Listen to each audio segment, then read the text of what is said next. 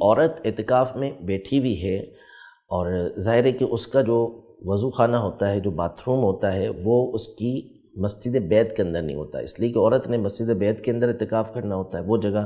جو اس نے نماز کے لیے مقرر کی بھی ہوتی ہے اس میں اس نے اعتکاف کرنا ہوتا ہے، اور اس کے لیے جو باتھ روم ہوتا ہے جہاں اس نے اپنے حاجت کو پورا کرنا ہے وہ مسجد کی حد سے باہر ہوتا ہے، تو لہذا وہاں پر وہ بلا ضرورت تو نہیں جا سکتی، ضرورت کے تحت ہی جائے گی۔ ضرورت جیسے اپنی حاجتوں کو اس نے پورا کرنا ہے، پیشاب وغیرہ کے لیے جانا ہے۔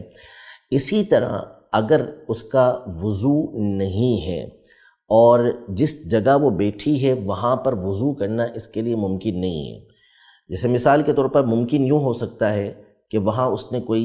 ٹنکی وغیرہ رکھ لی، کوئی کولر رکھ لیا، نیچے کوئی اس نے برتن رکھ لیا جس میں وہ آسانی کے ساتھ وضو کر سکتی ہے، تو اس کے لیے حکم یہی ہوگا کہ وہ وضو یہیں کرے گی، چاہے وہ فرض نماز ہو چاہے وہ نفل نماز ہو، ادھر ہی وضو کرے، وہ وضو کرنے کے لیے نہیں جائے گی۔ لیکن اگر ایسا ممکن نہیں، جیسا کہ بہت سارے ہمارے گھروں کے اندر یہ ہوتا ہے کہ جو جگہ اسلامی بہنیں مقرر کرتی ہیں وہ اتنی بڑی نہیں ہوتی عام طور پر کہ اس میں ٹنکی وغیرہ رکھی جا سکے، یا ہر ایک کو یہ سہولت میسر نہیں ہوتی۔ جب سہولت وہاں میسر نہیں تو پھر اس صورت میں فرض کی ادائیگی کے لیے بھی،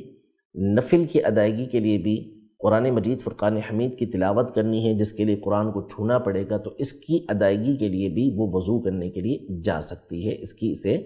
اجازت ہے۔ یعنی اب جو وہ نفل کے لیے وضو کرنے کے لیے جائے گی یا قرآن مجید فرقان حمید کے چھونے کے لیے وضو کرنے کے لیے جائے گی تو یہ فرض وضو ہی کے حکم کے اندر ہوگا، یہ فرض ہی ادا کر رہی ہوگی۔ تو یوں یہ نفل ادا کرنے کے لیے قرآن مجید فرقان حمید کی تلاوت کے لیے جبکہ اس جگہ پر وضو نہیں ہو سکتا تو وہ باتھ روم میں جا کر